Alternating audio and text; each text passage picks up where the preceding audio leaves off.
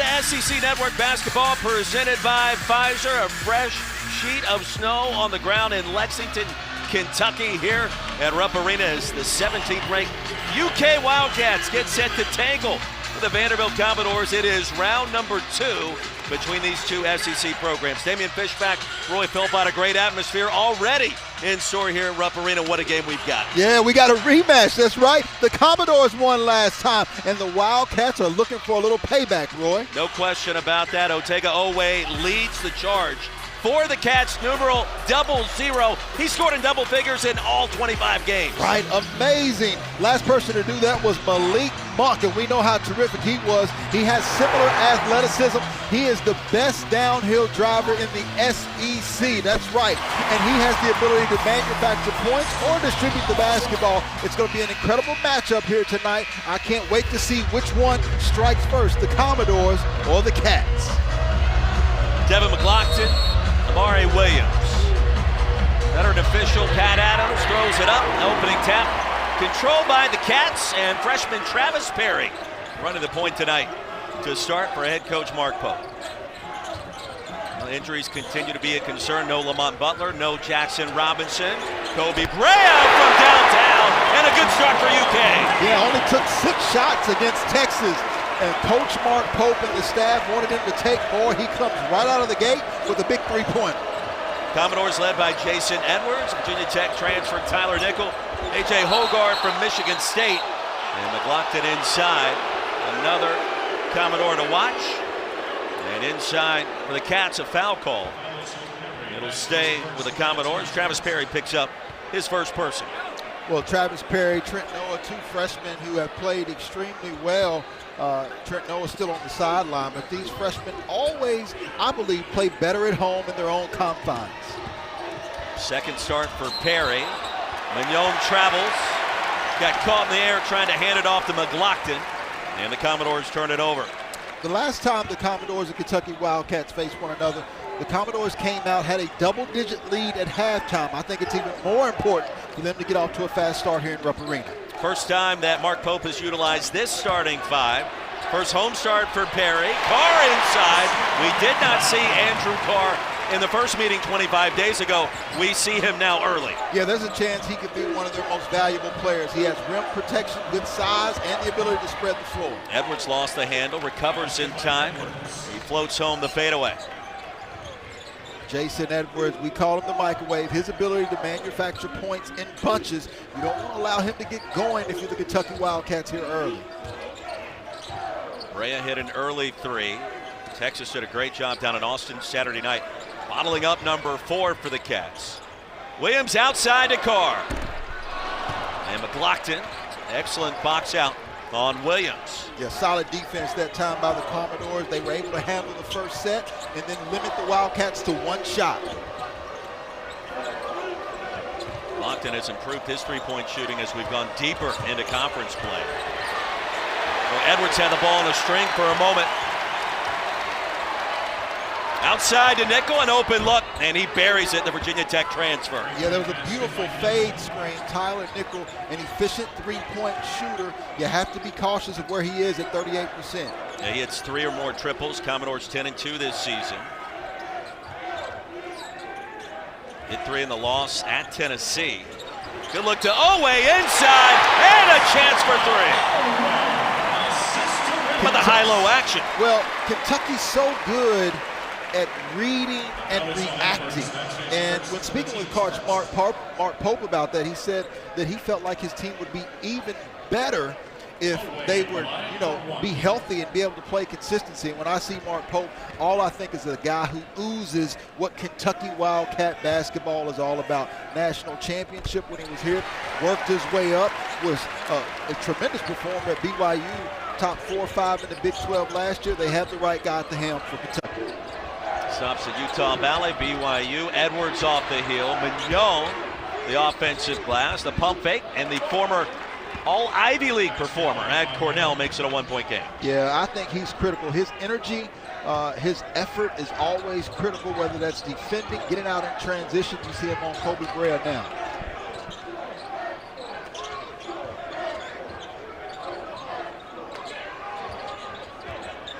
3 minutes in, 8-7. Williams with position. Mignon tried to tie him up, and there was contact. Mignon picks up his first. Mark Byington, year number 1 in Nashville, stops at JMU and Georgia Southern. I mean, he won big at both programs, and he led JMU to a 32-4 record last season. Yeah, able to knock off Wisconsin, run into a buzzsaw at Duke. I think Mark Byington is a perfect fit for Vanderbilt as well because he has a chip on his shoulder. He coaches like that. He recruits players that have chips on their shoulders, and he expects to win. That's why you were able to see him knock off Kentucky earlier, as well as a top 10 team in Tennessee. I broadcast with a chip on my shoulder sometimes. Is that okay? I know you do, brother. I know you do. I got a little one, too. Okay. I was going to say, I do a better job if I've got that chip. Sometimes it goes away. Tonight it's here. 10-7 Cats. Couple of free throws for Williams. And now Hogarth, defended by Perry, outside to Nickel. Nearly banked that one home. Excellent job of Kentucky defending the middle ball screen. Good communication, good contest by Kobe Brea. Williams spots Oweh. The hesitation. And he'll take Oweh back to the free throw line. The decision making already much better by the Kentucky Wildcats. When talking with Coach Mark Pope, he said, we're still learning how to play with these guys, right? So they're on their 4th point guard, really. And so when you see Oweh, what you got to like is that even though he can knock down 3-point shots, shoots 33%, he knows that he's much better at attacking the basket, and that's better for himself and his teammates. Let me ask you this. You played in the league. You understand what it's like to have outstanding backcourt play, going back to your days at Auburn. Cats without Lamont Butler. We know what he can do from his time at San Diego State. We know what he can do based off what we've seen here in Lexington. No Jackson Robinson. You're on your 4th different point guard in the starting lineup here in the last 2 games. How big of a deal is that for the rest of the guys on this roster? Well, we're in the SEC, so from a football perspective, imagine your 4th quarterback. That's what Coach Mark Pope is dealing with. He's never had to deal with that before, but this is the end where they have to continue to be better as McLaughlin knocks down that 3-point shot is defensively.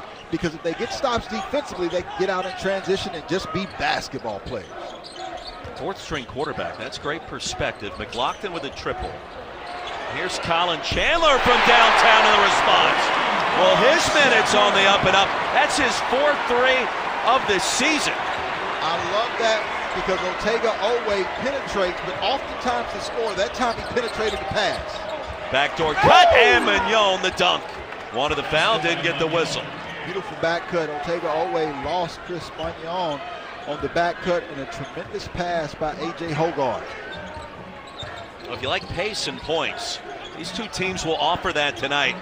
They average over 85 and 80 respectively. 15-12. Oweh had it stolen by Huffman. Mignon. McLaughlin. And fouled by Carr.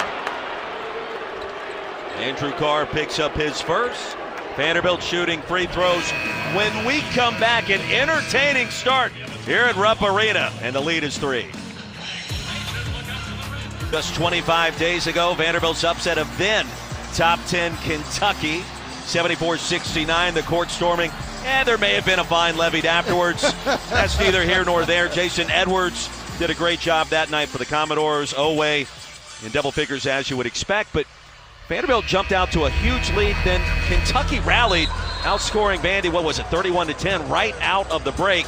And then Vanderbilt seized control. So there were like 3 games within the game 25 days ago. Yeah, certainly was constructive for the Commodores. I think that's what really put them on the map, that and the win against Tennessee. And one of the reasons why Joe Lunardi still has them in the NCAA tournament as we speak. But for Kentucky on the other side of that game, they had 17 turnovers, 9 turnovers in the first half, and that was critical because at that point 21% of Vanderbilt's points were coming off of turnovers, their run game getting out in transition. So that's what I'm interested to see tonight. If you're the Commodores, can you get stops to turn the Wildcats over, get out in transition? And if you're Kentucky, can you complete the defense possession with getting rebounds and getting out yourself? McLaughlin has one more coming. 69% on the season. For the Boston College transfer, Had some big moments this year. The block of Nick Pringle for South Carolina, the three-point play, helped lift the Commodores to that home court victory against the Gamecocks last month. Yeah, in that last game, Devin McLaughlin got into foul trouble early in that first half, and Tennessee made a run early in the second half when he was out of the basketball game. He's very critical, 99 in black for the Commodores. Ainsley Almonor checks in for the first time. He's been on a heater from distance. Colin Chandler lost his balance and he was shoved. A.J. Hogarth did not like the call.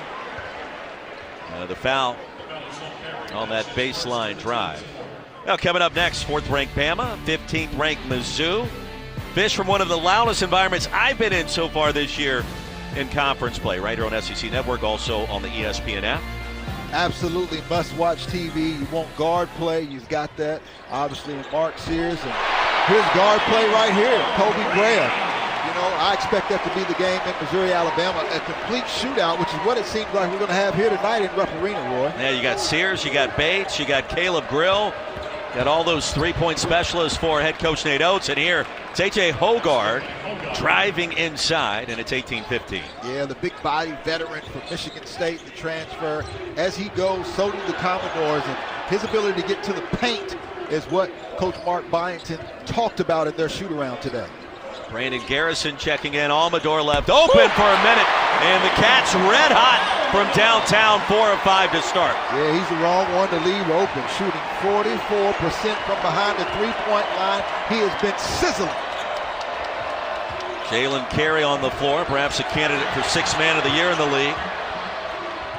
He's put up big numbers as of late. MJ Collins off the back iron. McLaughlin hustles for the rebound. And against Brea, they'll swing it around the horn. Collins again. How about the reverse? Boy, he took a shot on the head at the same time. Yeah, and he's down right now. He bounces back up, showing some toughness. And all of this stemmed from Vanderbilt's ability to get to the offensive glass. And MJ Collins is certainly terrific in attacking the basket and creating for himself another. And Fish, you saw as he came down, the head collided with the arm of Brandon Garrison, who was simply reaching up to try to rebound the basketball. Yep. And Collins appears to be okay. You know, yesterday in practice, one of the first things Coach Mark Pope worked on was defensive rebound. They just continue to throw it up and made guys box out. Give credit to the Commodores, though. They've been quicker to the basketball here so far, and they have 4 second chance points early. That doesn't sound like a fun drill to be a part of in mid to late February. But it's something you got to do if you're trying to win games, right? 4 on the timer. Almonor hands it off to Chandler. Got to go. And the rebound caroms to Collins. Chandler steals it right back. Colin Chandler. How about that finish? Young fella.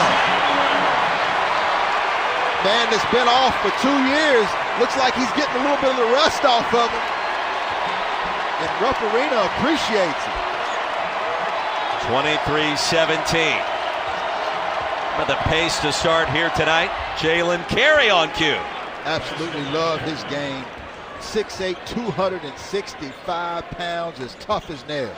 Fish, you better be ready to score 100 points tonight if you're going to win a game like this. Garrison traveled. Yep, good call. He was too anxious. As big as he is, he just needs to take his time and go up strong. And this is where you see Chandler doing a nice job. And then I like how he changes pace and direction, doesn't avoid the contact, goes up strong, and doesn't need any type of celebration. Boy, great to see that young man. 2 early buckets. He averages just over a point per game this season. This is his 15th game overall. With the injuries to Lamont Butler, Jackson Robinson, Kriisa. Great to see him on the court getting some PT. Yeah, dunk contest winner, right? Big time. Hogarth directing traffic on Trent Noah. Tyler Tanner, the freshman. He's been rock solid this season.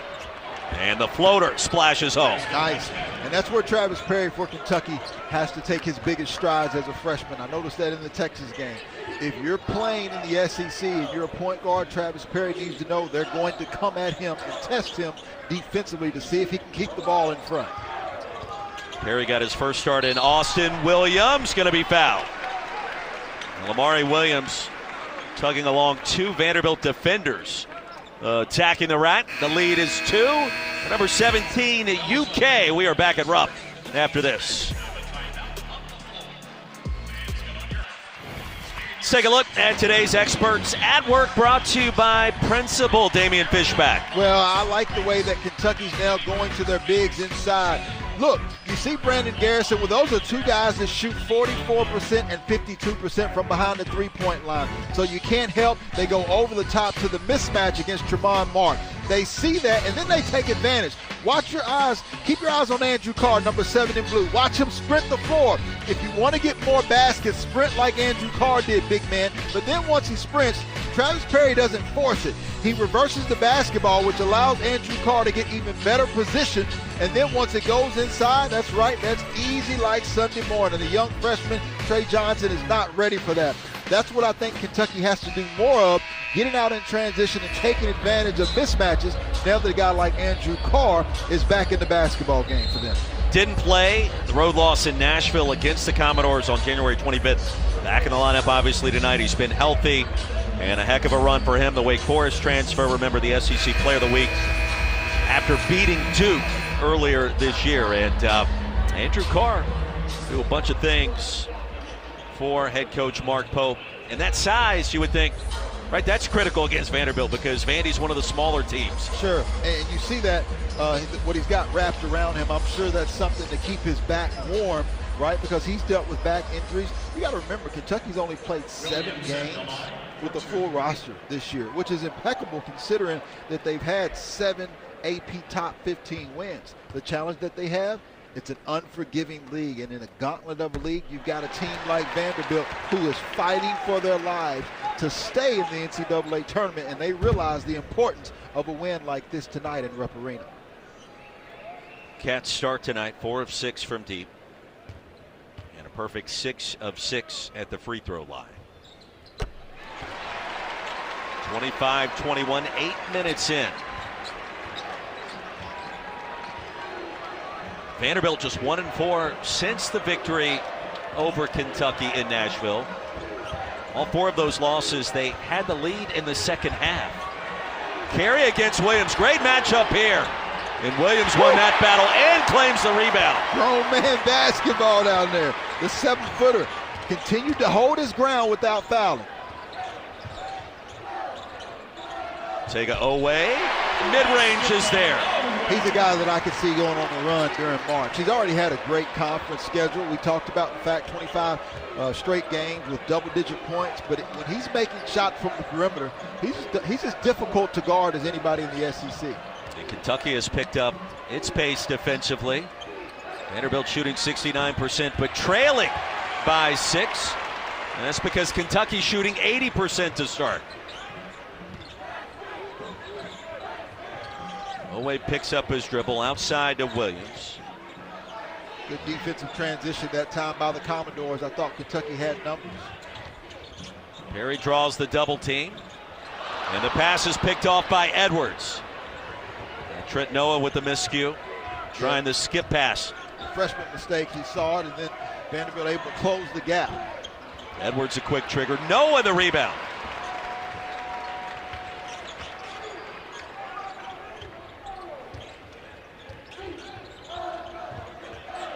Perry outside to Noah, the Mountain Mamba.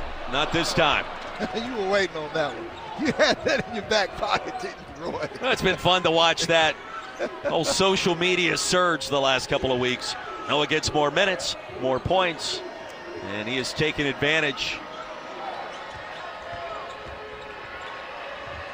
Edwards, the pump fake, forced up the 3 and drains it. He made that same play down the stretch against Zakai Ziegler with about 2 or 3 minutes left to go in the basketball game in their loss at Tennessee. One of the best in the conference at shot faking, still gathering, and knocking down the three. We'll say it's a long 2 for now. Halfway home in the first.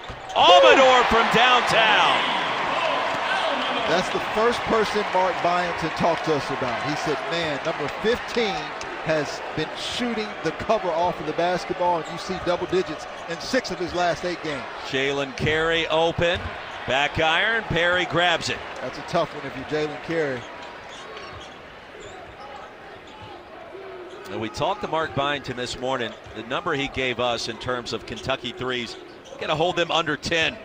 They already have 5. 11 minutes in. Perry tried to make it 6 and could not. I like the push here by the Commodores. Lob to Collins, under control. Nothing easy about that, and it was a smooth finish. Pretty basketball. They need more of that. The quicker this pace is, the more it plays to the advantage of Vanderbilt. I like Kentucky running more of their sets in this game. Almonor, short. Tanner. Skies for the board. Now the freshman taking off.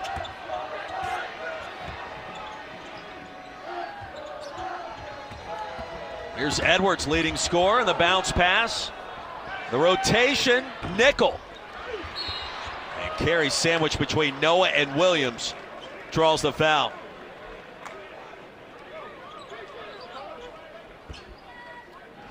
And a reminder, women's basketball takes over the SEC Network every Thursday. Coming up tomorrow, number 6 South Carolina back in action against Arkansas at 7 Eastern. Georgia and 7th-ranked LSU from the PMAC at 9 o'clock Eastern. That is tomorrow here on the SEC Network and the ESPN app. 2 teams fighting for number 1 seed in the upcoming NCAA tournament. Kim Mulkey's Tigers, Dawn Staley's South Carolina Gamecocks. Yeah, 2 outstanding coaches. And how about the addition of Vic Schaefer, the Texas Longhorns in the SEC this year, playing outstanding basketball. McLaughlin open, short. Madison Booker's made a big difference for Vic Schaefer this season down in Austin. And a huge win against South Carolina. What was it now, 2 weekends ago? Lead remains at 5. Oweh from 17. Well, for as undersized as Vanderbilt is, McLaughlin and Carey get their fair share of rebounds. Sure. They're going extremely small right now, really, with Chris Magnon playing the power forward position. Hogar, the runner, and was shoved by Oweh. Commodores shooting 2 when we come back. The lead is 5 for number 17, Kentucky. Alabama, Florida are right there. Tennessee wants to be there. And for Vanderbilt, they're kind of on that bubble. They've got some impressive wins, 2 over top 10 teams. But they're at the bottom, the quad 1 games, 2-7. If you'd like to get another quad 1 victory or 2 tonight, is an opportunity against Kentucky Fish. Sure, they'll have ample opportunities to get quad 1 wins in the SEC. After review, that shot is a 3-point shot. Vanderbilt will receive 1 point. So that was Edwards at the top of the key moments ago. Sure. And obviously you saw that the committee projected Kentucky as a 3 seed currently. We mentioned earlier they have 7 wins against the AP top 15. They've got as good a wins as anybody. But one thing that I noticed when we showed our bracketology was the fact that Georgia was out. And it's unbelievable that they're out and they had a win against Rick Pitino and St. John's, just to show the depth of the league. Oklahoma still trying to get more wins, with wins over the likes of Michigan, Louisville, Arizona. And so it shows the depth of the SEC this year. Every game is an opportunity, but every game is also an unbelievable challenge. That point on OU, Porter Moser's team, 3-10 in the SEC. Still listed in the field, according to Joe Lunardi, because of those 3 non-conference victories you just spoke of. And that's going to go a long way on Selection Sunday for the Sooners. Too strong for Oweh. The Cats have cooled off, 1 for their last 6. Mignon a steal. He averages nearly 2 per game. And McLaughlin lays it in quickly. And that's exactly what I mean. In this game, the quicker the pace, the faster the more opportunities for the Commodores to get breaks, the better advantage they will have. Kentucky has led on the opening tip. Oweh whips it out to Brea. Robinson. Garrison inside. And when Mignon steps in, he does a nice job to be able to force the hand. Brandon Garrison. Commodore's going to get it back. Well, that's where Brandon Garrison's just got to get stronger. He's 6'10", 250 pounds. Chris Mignon just had more heart. He timed his jump, but Chris Mignon, 6'5", 215 pounds. If you're Brandon Garrison, you take your time, nice strong dribble, and put him in the rim. Mignon can be disruptive with his defense.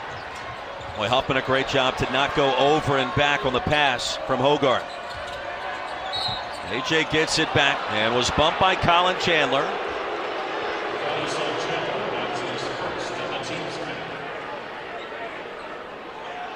And Mark Pope looking on his team with a 1-point advantage, talking with Pat Adams, Jeb Hartness, and Lee Cassell, part of this veteran officiating crew tonight. Roy, the one thing that I noticed is the struggles for Kentucky to get passes to guys when they need to be there. And that's the absence of a point guard. That's why I think Coach Mark Pope, he's going to have to run more sets tonight to put his guys in position, because the guys are open. They have advantages. They're just not there quick enough. Hogarth knocks down Chandler, and Vanderbilt grabs its first lead of the night. Yeah, just wasn't enough contact for Colin Chandler. Again, that's a freshman continuing to learn on the job right now. 7-0 run for the Commodores, who lead it 31-30. And over the back of Garrison is Mignon. He's going to pick up his second. Yeah, that's another example of them running a set. I don't think Vanderbilt can stop them in their sets, but here you see Colin Chandler. That's just not enough. The officials aren't going to call it. I like the no call, and give credit to A.J. Hogarth for going up strong. He's got to stand his ground like Amari Williams did against Jalen Carey earlier. Hogarth, a physical player. Oweh, athletic inside. Well, Mark Pope is a savant. They work those sets, but once again, in transition, the Commodores trying to get out early. And Chandler gets the ball back. Against Hogarth, throws it up, and a foul call. Boy, back and forth we go. The action has been fast and furious between these two. Don't blink. Yeah, it was interesting because we spoke with Mark Byington, and we said, what are your thoughts on the opportunity to be able to sweep the Kentucky Wildcats? And he said, sweep? He said, we're not worried about a sweep. We're just trying to get a win. You asked that question. I was like, oh, here it comes. I knew how he was going to answer it. That would be huge in his first year. I mean, the type of turnaround that he has had at Vanderbilt is as good as anyone in the country. And so if you are able to knock off your rival Tennessee and then sweep the Kentucky Wildcats, you're talking about an incredible year on your own. But at the same time, he said everyone is playing for something. Kentucky's playing for seeding, and we're playing for our NCAA tournament lives. Chandler buries the second. He now has a season high 7 points. Mark Byington also said something very interesting. He said, we actually played better against Tennessee on the road than what we did at home, but we didn't win. He goes, the wins are coming. He really believes that. But I found that to be an interesting take, given what happened in Nashville against the Vols and what happened in Knoxville this past weekend. Edwards, no. Carr climbs for the rebound.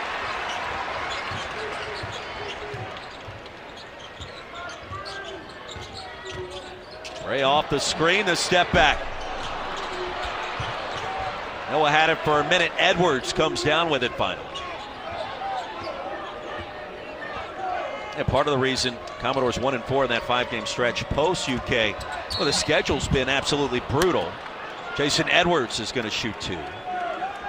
And you can say that about a lot of teams. You look at what Alabama's got to face coming down the stretch. But here's Vanderbilt going back to that upset against Tennessee. 4th-ranked Bama, 9th-ranked UK. Road trip down to top 10 Florida, and then number 1 Auburn, number 5 Tennessee on down the line. Sure, I mean, it's, as we said, it's opportunities mixed with challenges. But as Mark Byington said, they're playing better, but everyone else is playing better too. So you've got to find a way to win some of these games. I thought Edwards was shooting, and on the way up, this crew will say he was not. So no free throws. McLaughlin. Good pass to Carey. Well, you mentioned it earlier, grown man basketball inside for Vanderbilt. Yeah, Kentucky defensively has to find a way to keep the basketball in front of them. As we mentioned at the shoot-around, the first thing Mark Byington said was they were going to be aggressive and they were going to attack the paint. That's what they're doing. Carr outside to Noah. Trent Noah.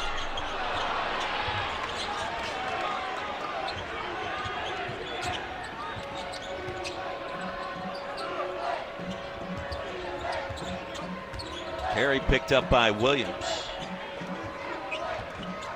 Approaching 4 to play in the half. Edwards has launched with less real estate in front of him so far tonight. Huffman gets it back.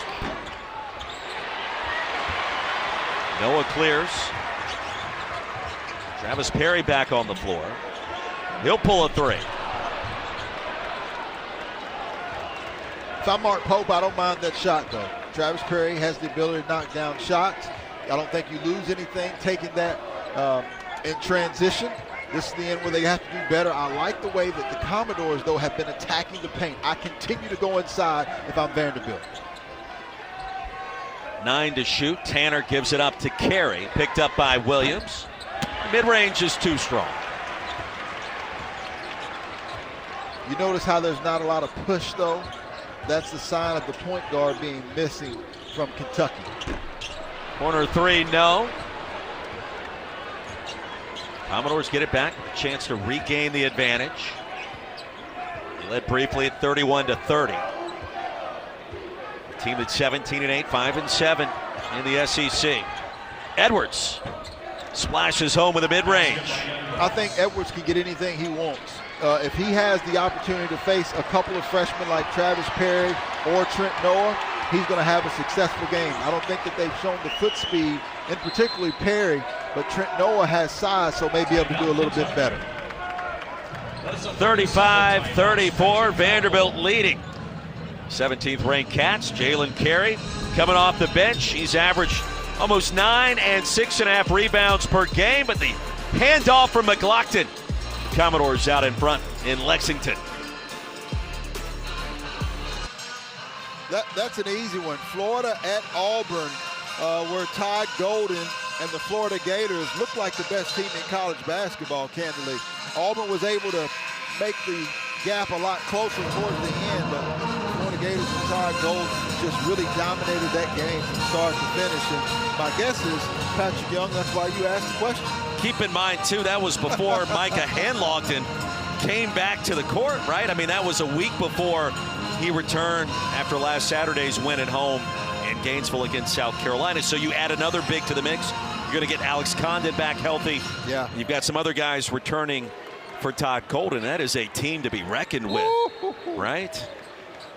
Damian Fishback, Roy Philpott here at Rupp Arena. 35-34. You got Bama, Missouri.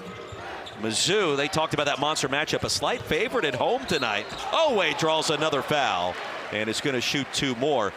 It's Kentucky against Alabama coming up this weekend. So a monster matchup there. And should point out a shout out to our good friend Dick Vitale, who's going to be part of the 3-man booth for that contest. And Oweh was fouled by Carey.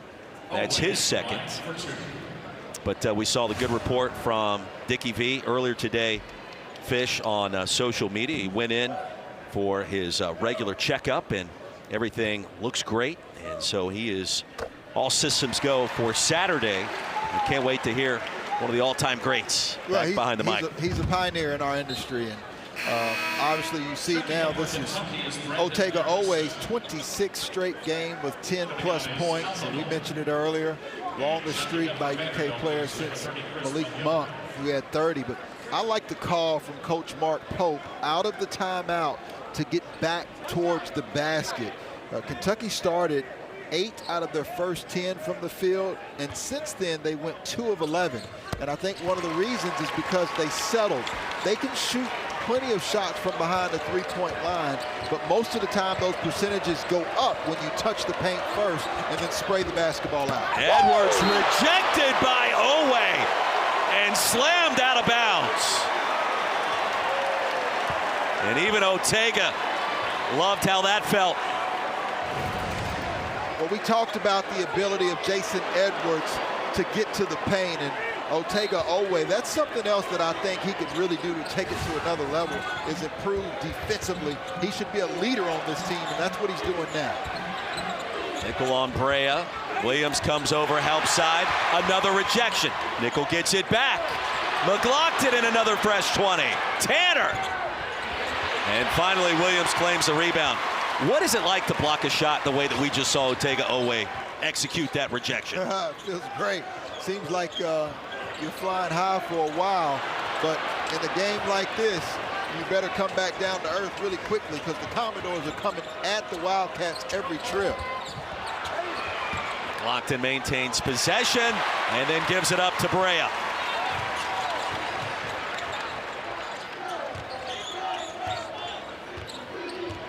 Cats by 1. Williams finds a way up and in. So Amari Williams with 6 and 5 rebounds.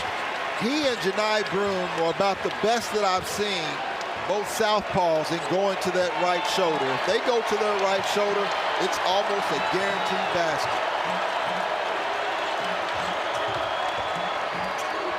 McLaughlin from the corner. That's been his spot. It continues to be. And we are tied at 38. And Mark Byington wanted a timeout. Hey, don't forget, coming up Friday night, gymnastics, our doubleheader. It's back here on SEC Network, the ESPN app. Top 10 showdown between LSU and Kentucky here in Lexington. That's up first at 7 Eastern. Then Auburn and Alabama at 8:30. Friday Night Heights returns this coming Friday on SEC Network, also on the ESPN app. Fish, this feels like a continuation of the game we saw in Nashville last month. It has been fast-paced, exciting, and back and forth down the stretch of this first half. Yeah, only difference I would say is the fact that the Commodores went into the half with a double-digit lead, right? 14-point lead when they were at home as well. But I do like the way that they're attacking the paint, putting pressure on the defense of Kentucky. On the other side for the Wildcats, who is the bigger team, I'm actually surprised that they haven't dominated the glass a little bit more. Kentucky's losing the rebounding war by 5, 16-11. And rebounds win basketball games. Mark Pope mentioned us. He said that Vanderbilt has gotten about 100 more possessions and 100 more field goals than their opponents during SEC play. Well, rebound is one way that you prohibit that from happening. They also, of course, turn the opposition over. Sure. They've done a great job in the steals department to help set foundation for those stats. Perry swatted out by Williams, and Oweh will retrieve it right near midcourt. That's a prime example of offensive rebounding. And in the SEC, I don't know if any conference does better at tipping the basketball. Is that an official stat somewhere, tipping the basketball? Oh, that's a stat. Williams, the slam, and the foul. Now, where did that slam stem from? What we were just talking about. Additional possessions off of the offensive glass. It's almost like you get rewarded. Devin McLaughlin, he tries to reach on that other side, and absolutely no help that time by Tyler Nickel or Tyler Tanner. Somebody needs to step in there, but it looks like both of those guys made a business decision to step aside. I mean, they want to continue to cash checks at a later date. I would support that idea. That's just me. Yeah, the Drexel transfer, who had a triple-double earlier this season, seems to really step up to the forefront along with Oweh, probably their most consistent player. Yeah, Drexel, most Kentucky fans know by now, the CAA Defensive Player of the Year 3 straight years. Now in the SEC, the triple-double earlier this year, and the emphatic slam at the end of the first half tonight. 4-second differential and change between the clocks. I look for the ball to go into Jason Edwards' hand at some time to make a play for the Commodores. Outside to Nickel. Edwards gets it back after the rebound by Huffman. Jason Edwards, no. Nickel again. McLaughlin, yes! Right before the horn, count the bucket. And that is the story of the first half. Offensive rebounds, 8-2. go to the Commodores. That's the difference in the first half of the game, but the Kentucky Wildcats still up by 1. 41-40, and they're going to take a look at that last shot by McLaughlin, as we will as well. Popped out to Nickel, who found McLaughlin. He got rid of it pretty quickly and clearly before the buzzer. First half that saw 3 ties, 4 lead changes, and the Cats lead it by 1. Let's get you back to the studio and Peter Burns for the halftime report. Welcome back to SEC Network Basketball, presented by Pfizer. A look at Triangle Park, Rupp Arena in the background, and a 1-point lead for the Cats at home, ranked 17th in the country. With Damian Fishback, I'm Roy Philpott. Entertaining first 20 minutes in the books. Yeah, all we could have asked for. Offense was electric.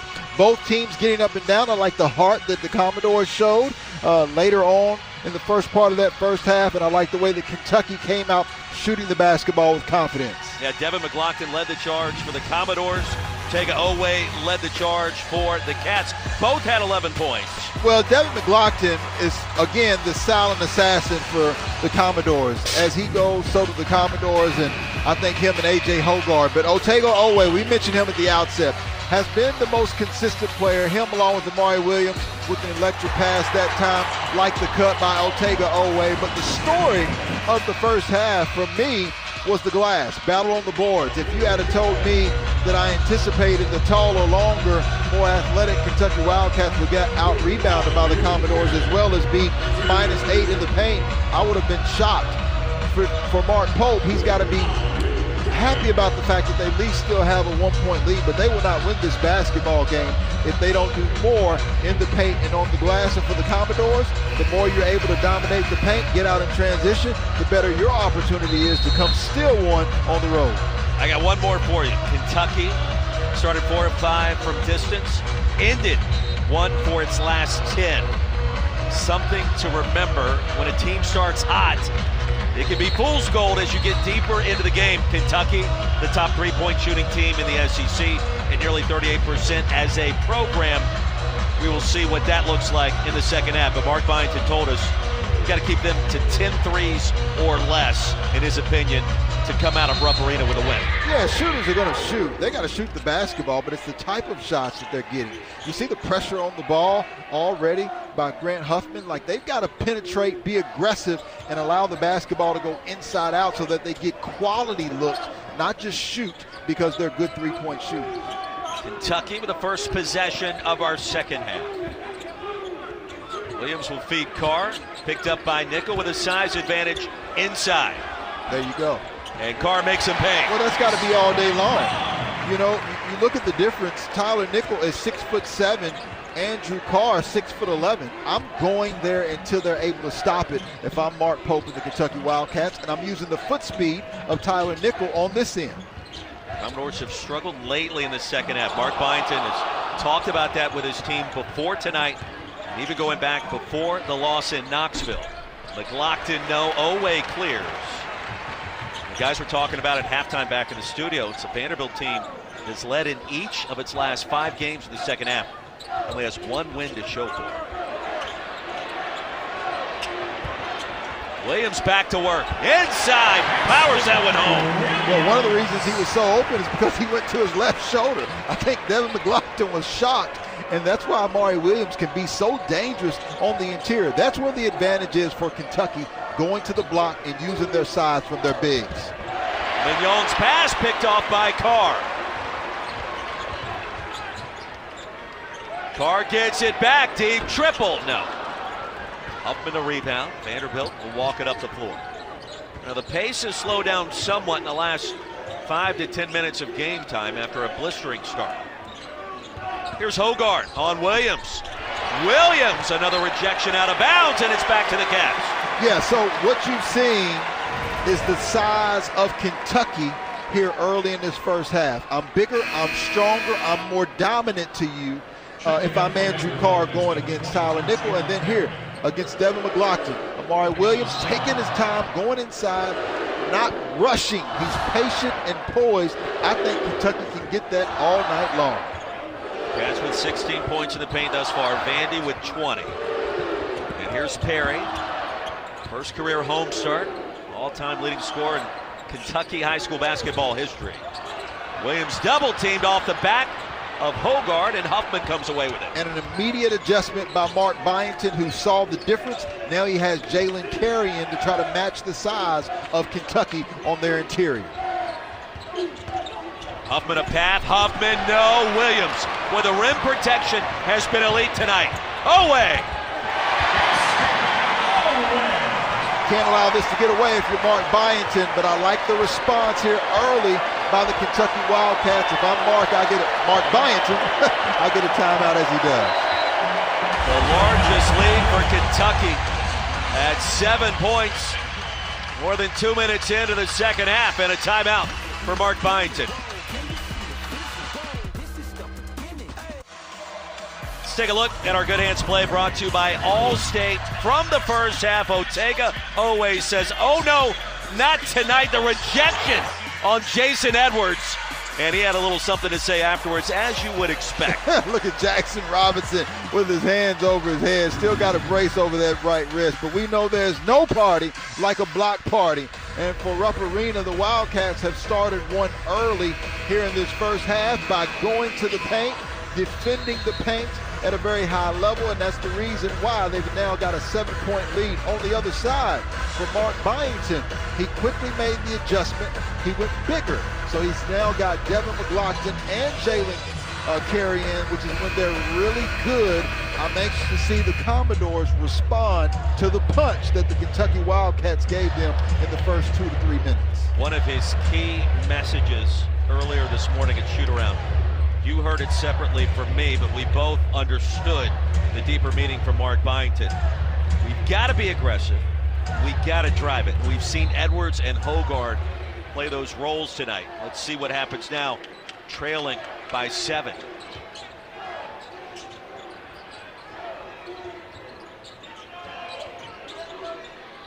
Hogard picked up by Brea, and Edwards was fouled. He was held by Oweh just for a moment. That'll be his second. And Ortega trying to explain to Pat Adams exactly why that was not a foul. Well, I would tell Ortega, Oweh, I know it's your first year in the SEC, but Pat Adams is not one that you are going to win an argument with. I mean, has a player ever won an argument with an official at any level of basketball, honestly? Doesn't happen. Yeah, you got to try to butter him up a little bit, okay. You know? Well, you butter them up, but you can't argue after the fact because you're not going to win. Hogard bottled up outside to McLaughlin. 5 to shoot. And here's Huffman on Perry. Bounce pass into Carey. He'll get the bounce himself. And that's on number 11 White, Travis Perry, the young freshman. It was really good defense. If you're Travis Perry, you've got to keep the ball in front on that reversal. Perry 28 minutes in the road loss at Texas, his first career start. Second start and his first at home here tonight. Carr loses the handle to Hogard. AJ on the run. And Carey blocked by Williams. He'll get it back and respond with a reverse. Resilience and tenacity displayed by Jalen Carey. I like the job of Maury Williams getting back, but once again, transition is going to be the asset of the Commodores tonight. Their speed versus the size of Kentucky.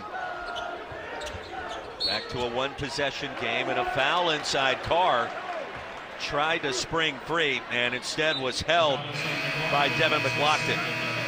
That's his second. The lead is 3 and a timeout on the floor.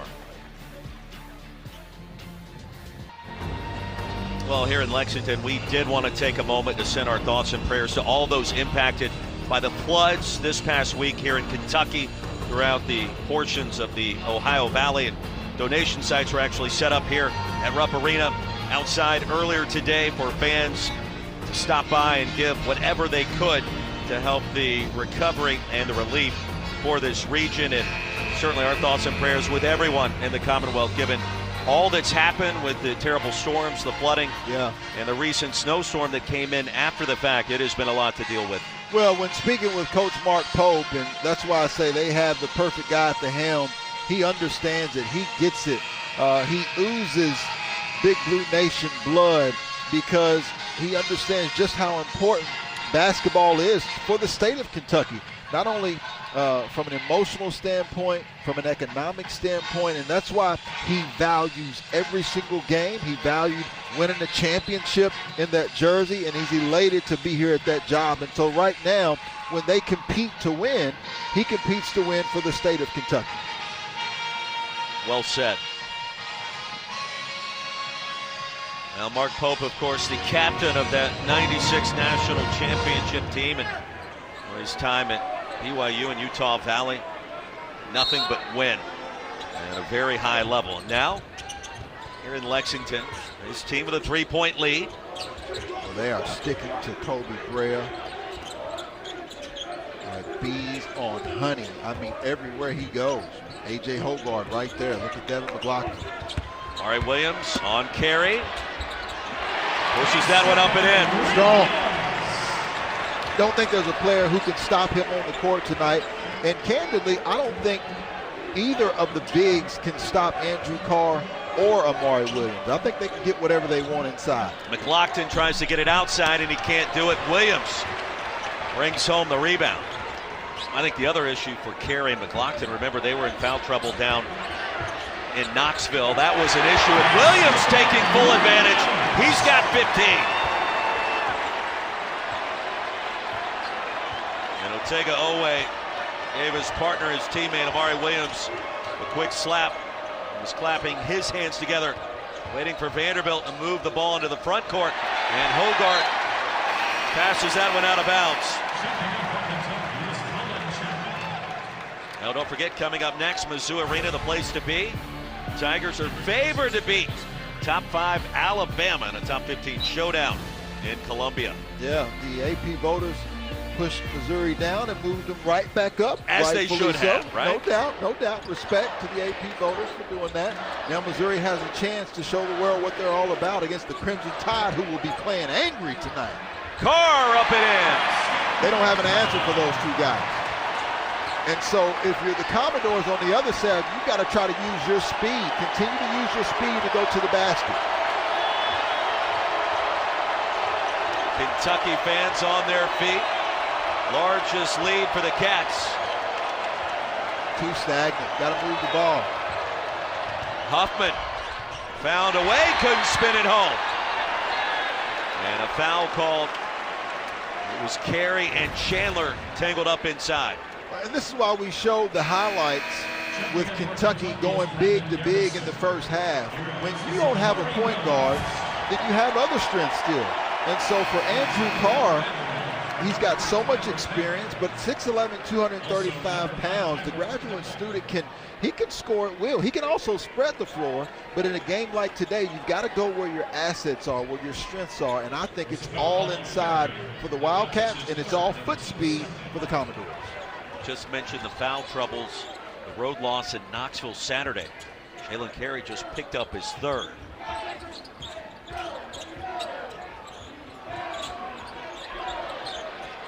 Way to work if you're Andrew Carr. Against the smaller nickel, Carr. Really good defense, though, by Tyler Nickel. He did his work to push him off of the block, which made that shot a little bit tougher for Andrew Carr.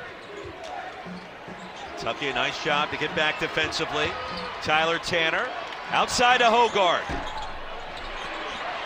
And those are the shots the Commodores have to make. I like that possession. Tyler Tanner used his foot speed. A good look by A.J. Hogarth. Just came off a little bit hard. 32% from downtown this season for Hogarth. Oweh, a great cut. And he came up short. Edwards off the heel. Nickel at the deck trying to grab the board. Couldn't do it. Chandler. Well, he can. Off the crossover. Good pass. Carr.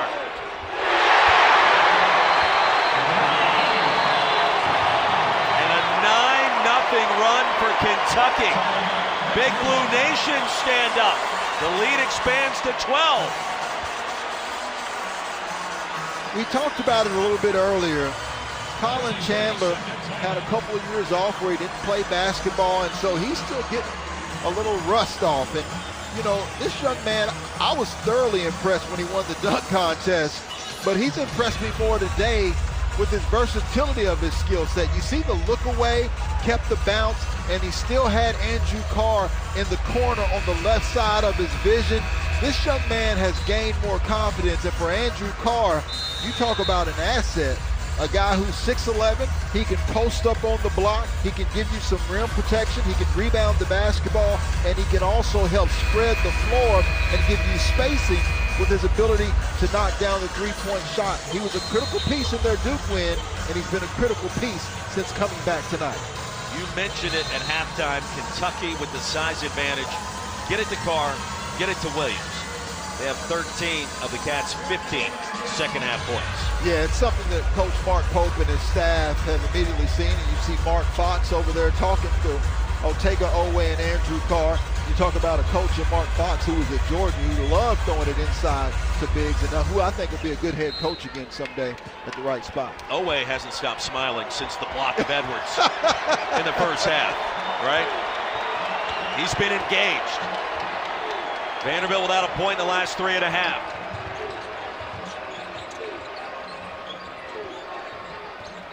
McLaughlin, aggressive, gets the roll. Badly needed bucket. Yeah, that is a pretty running hook, but it goes back to what we said. He used his speed against the bigger, taller, stronger Brandon Garrison. Here's Brea. Hogard closed late and paid the price. You see Kriisa, and Lamont Butler, two of their point guards that are sidelined but still engaged as teammates. 59-46, Edwards. Brea tracks it down. Brea attacking. Nickel got a hand on it. Ahead to Edwards. And fouled. Almonor able to disrupt the layup. The Cats red hot from downtown here to begin this second half again. Yeah, Kobe Brea didn't get enough attempts in the last game, but now he's making up for lost time, spraying a few threes.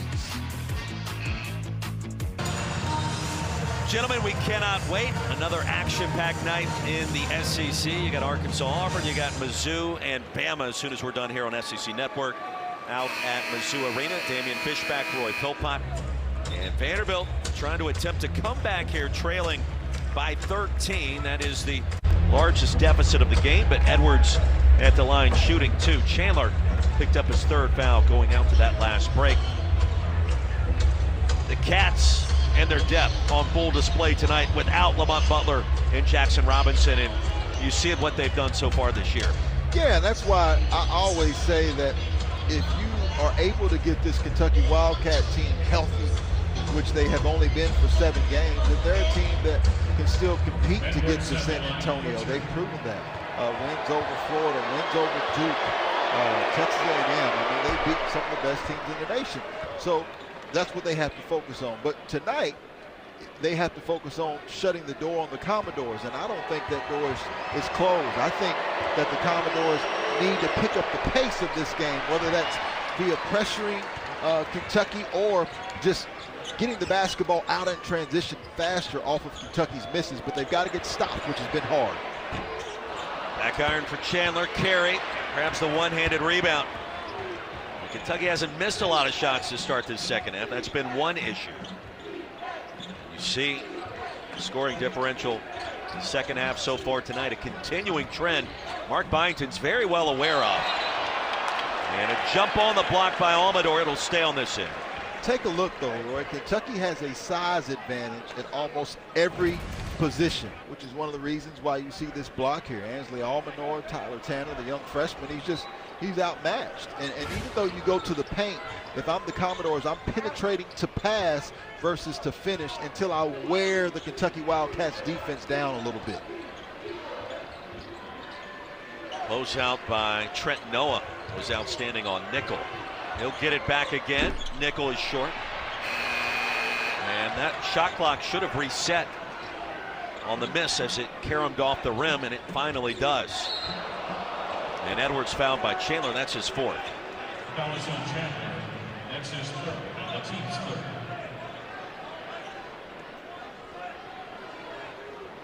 They're going to say that is his third. Checking back in for Kentucky is Williams. They switched that foul after the last break. Williams checks back in. Carr comes on the floor, and the Cats go big. You know, this Commodore team, similar to a lot of teams in the SEC, with an 88+% winning non-conference percentage. They started out 12-1, their best start since 2007, 2008. And you talked about their tough stretch. It's very hard to win games against what the committee considered top 1, 2, or 3 seeds. Here's Nickel weaving around in traffic outside to Tanner. And Chandler a rebound ahead to Williams, but out of bounds, and the turnover. Now coming up tomorrow night, women's basketball takes over the SEC network. Number 6 South Carolina, number 7 LSU on full display. It's Arkansas and Georgia, a couple of home games for 2 top 10 teams at 7 and 9 Eastern. That's tomorrow night on the SEC network and the ESPN app. We talked about it earlier. Kim Mulkey, national championship, Don Staley, Coach Vic Schaefer, they're being able to knock off both of those teams. Edwards inside. I mean, they're 2 contenders when the tournament arrives here in about 3.5 weeks. Not to mention, you talked about Texas and Madison Booker. Kenny Brooks has done a great job here at UK, revitalizing this program. Halfway home in the second, and Kentucky has expanded its lead. There's 1 point at halftime, now at 10. Good cut. Oweh. Nothing better than a big who is a willing passer. For big guys, the better you can pass, the harder you are to defend and double team.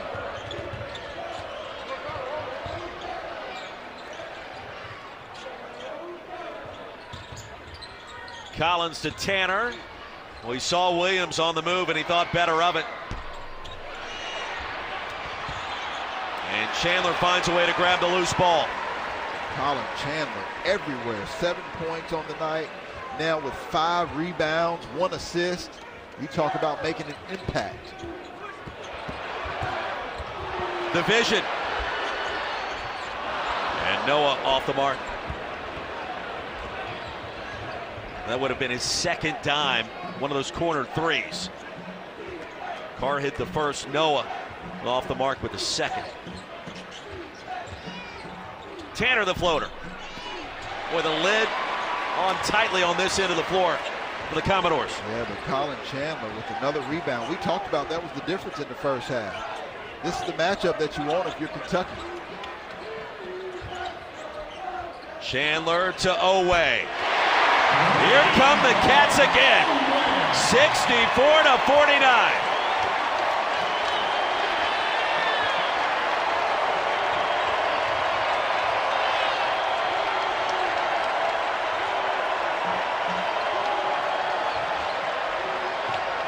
Edwards pass Oweh, and Ortega looks back at Jeb Hartness, picks up the personal. Colin Chandler with a very quick pass. That's what we mean when we say the ball should be moving like popcorn, because when you move the basketball quickly, you see Lamont Butler over there on the sideline cheering. That doesn't allow the defense the time to rotate and gives you a better look as a shooter. And that's what Ortega Oweh had the opportunity and time to do on that 3-point shot. Yeah, Kentucky fans hoping that Lamont Butler or Jackson Robinson can return Saturday against Alabama. Mark Pope didn't sound optimistic earlier this week in his radio show talking about those 2 injuries. Hogarth able to sneak past Williams. They're going to count the bucket.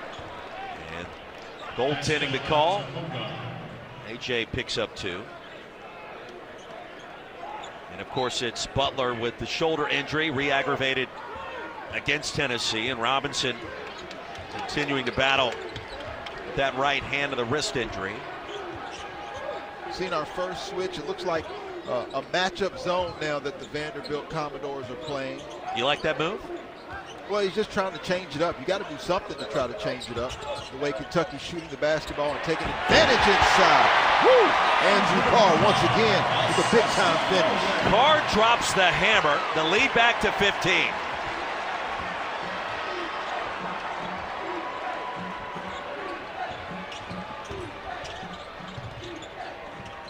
Like the help. You see Amari Williams, he's just showing himself. His presence is extremely large. Mignon a three. Commodores needed that with their 5th triple tonight. Yeah, Chris Mignon, we talked about his energy, the effort that he plays with. When he pops, it seems like the Commodores do as well. A veteran had 3 years at Cornell. They need his presence here down 12 on the road. Fish, that's just his 5th made 3-ball of the season. Comes at an important time.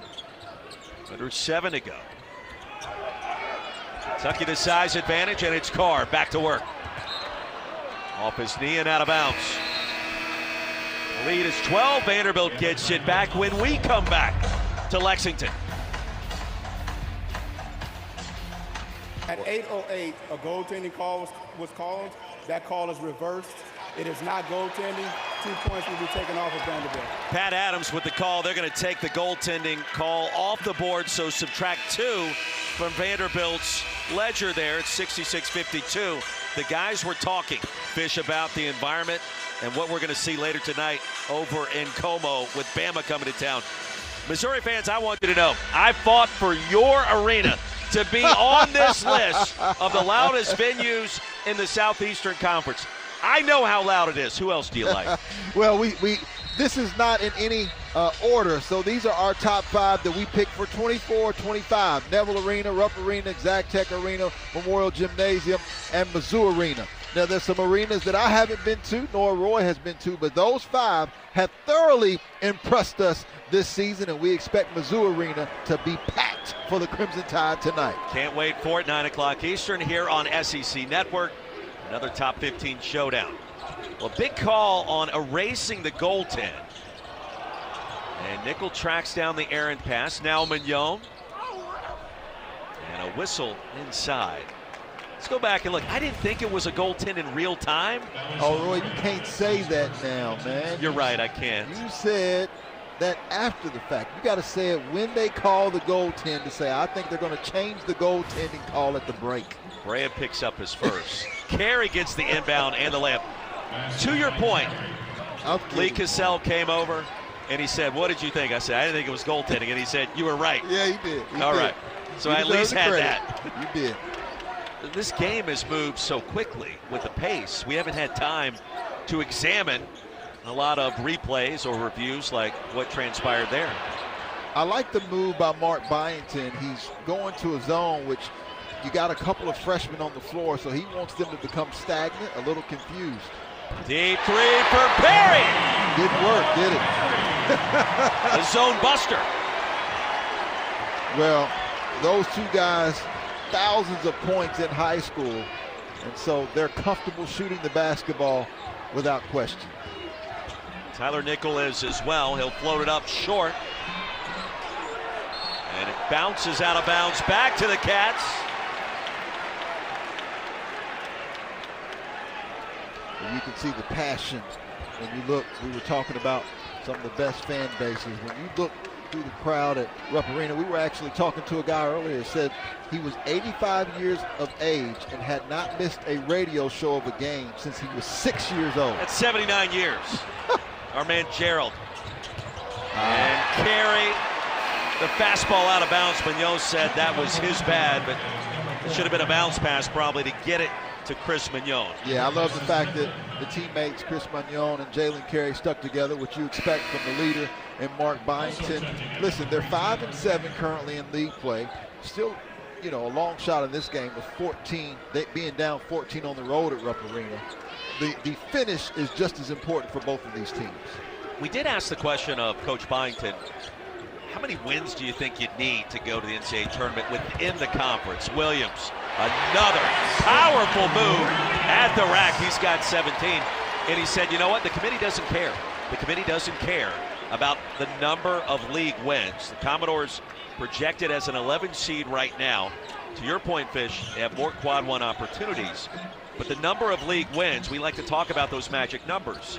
Is it 7? Is it 8? It really comes down to your overall body of work, not whether or not you are within 2 or 3 games of 500 in the SEC. Which is how it should be. If that's not the case, then non-conference wouldn't be of value anymore. And so whether you get a quad one win in November or you get a quad one win in February, it still should have the same weight. And again, you see the importance of this basketball game, net ranking at 42, strength of schedule 66, and a couple of quad one wins. But you see the challenges they've had with the 7 quad one losses because of the type of league that they're playing in. Carey, beautiful spin. Oh, and he dunks it down. Jalen Carey with authority. So that's how you attack the basket. And the 4th foul on Oweh, so a significant sequence there for a number of different reasons.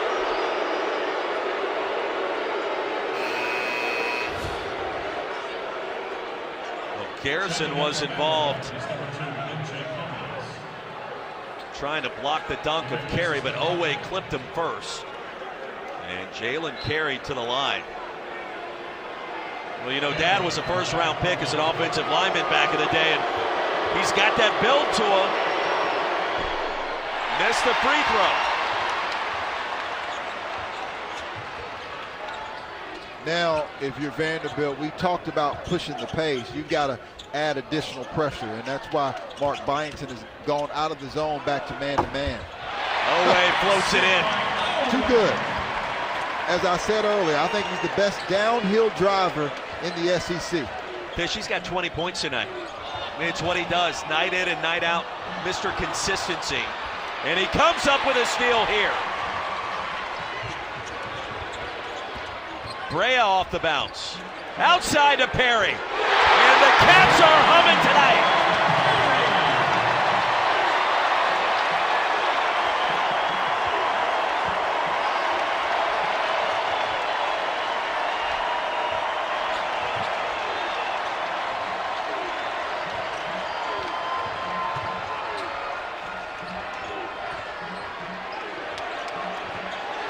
Kentucky by 20. Collins, and now Carey. Garrison the block. Almonor. You talk about an arena that was ready to erupt. And Carey called for the offensive foul. Roy, we talked about the fan bases. They appreciate individuals from their hometown. Lyon County High School, Eddyville, Kentucky, homegrown, and he's on. Travis Perry with the 3. SEC men's basketball presented by Pfizer, the official pneumococcal pneumonia vaccine awareness sponsor of the SEC. And a big night for Amari Williams. He has been perfect from the field and the free throw line, 17 and 6 to pace the Cats in this second half. Yeah, the Wildcats have certainly been swagging and surfing throughout this second half. They've done it from the three-point line. They've done it inside. And you could tell after the Tennessee win, Rupp Arena in Kentucky felt like they were going back in the right direction. And even though it was a respectable loss at Texas, it's a game that Kentucky felt like that they should have won. And so to be able to come back into Rupp Arena, you mentioned the flood disasters that are going on. This win for Kentucky, if they're able to pull it out, right, up 20 points, is something that Big Blue Nation needed right now.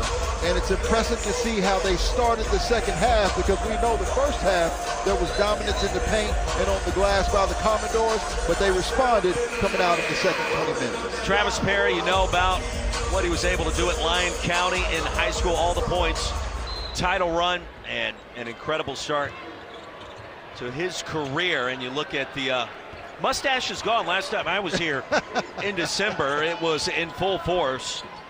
And he decided to shave that right before their game on New Year's Eve against Brown. Ended up shooting the ball well that night. He stuck with it at the encouragement of his dad. And it's working out quite well. 2 threes tonight in his second career start, his first one here at Rupp. Yeah, you expected the freshman to play better here at home in Rupp Arena, but this is the part that I'm impressed with. Defensively, they continue to improve. Perry the lob to Garrison. It was intercepted. Almonor from downtown.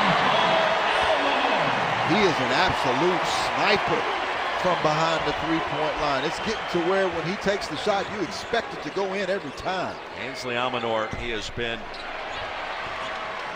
on a heater just when the Cats have needed him the most. Was 45% from behind the arc this season. And this is from the Commodores what we've seen. Typically when their offensive struggles begin to occur, then their defense begins to falter as well, which is typical of a lot of teams. A lot of times they get confidence when the ball goes through the basket, and this is just an unfortunate circumstance. But good focus that time by Travis Perry. And Ainsley Almonor is shooting as well as anybody in the SEC at 43.8% coming into the basketball game. 9 points tonight, 3 of 5 from behind the arc for Ainsley Almonor.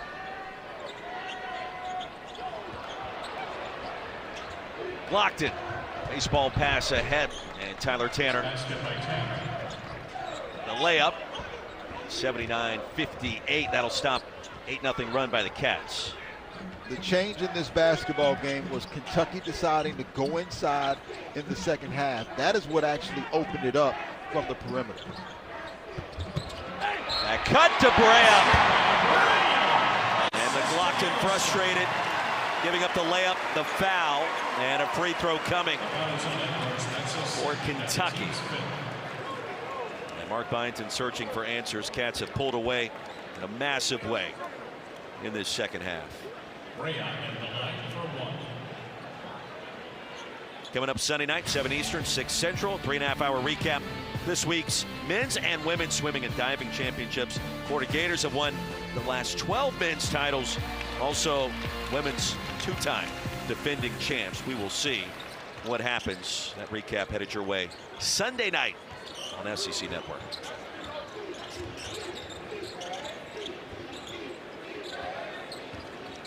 Under 90 seconds remaining, the Cats win their 7th SEC game.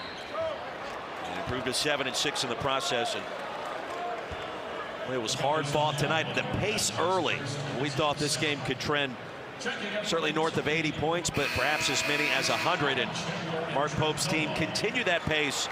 Their defense improved. It was enough. And then Vanderbilt unable to answer all of those threes. 11 tonight for Kentucky. Sure, and Mark Byington mentioned 10 being the number. Kentucky getting to 11, shooting 42%, which is about 3 or 4 percentage points higher than they've been shooting on the season, about 38% as a team. But now for the Kentucky Wildcats, it gets real. They've got to go to Coleman Coliseum, which wasn't on our list, but is as challenging to play as anywhere in the country. Their game day environment was simply sensational, and I guarantee you they will be ready for the Wildcats and Dickie V on this weekend. Yeah, going to be a ton of fun in that one. And again, Alabama and Missouri coming up from Mizzou Arena when we are done in Lexington. That's where Travis Perry, I know he wanted to get it to the big man Brandon Garrison, has to be more decisive. And Collins was bumped on the way up. For Vanderbilt, Ole Miss comes to Nashville Saturday, and you look at the remaining schedule, there's some winnable games at the back end of league play, but coming up for Mark Byington's team, this becomes a critical game. I mean, they're all big, but now at 5-8 in the SEC after this loss tonight, and a top 25 team coming to your house. They've had success against ranked foes at Memorial Gymnasium this year. That's another one you kind of circle and you say, you got to find a way, perhaps. Absolutely, and I think what Mark Byington will look at this film and recognize, and every game's a little bit different, that they have to play as fast as possible without turning the basketball over. 10 turnovers in this basketball game. As you mentioned earlier, they have more possessions because they take care of the basketball, they turn you over, and they do a nice job on the glass. But they have to play with a faster pace to get better looks and to get to the paint like he was talking about. And if they can get stops defensively and do that, then they'll have more production. Noah outside to Chandler. He's got 7 points, missed the 3. Great to see number 5 for the Cats do what he has done in this game. 7 points, 6 rebounds, 2 assists. And McLaughlin, the pump fake. Devin McLaughlin giving all he has. And I thought the Commodores did, but the Kentucky Wildcats back home, inspired, motivated for the state of Kentucky, coming off a tough defeat at Texas. They responded as we would have expected, Roy. 18-8 now on the season, 7-6 in the SEC. Mark Pope and Mark Byington shaking hands midcourt. And the Cats protect their home court tonight in a big way after a big second half. Great environment and a much-needed win for Big Blue Nation. 82-61 our final. Let's get you back to the studio. Peter Burns, Pat Bradley, Patrick Young. Gentlemen, take it away.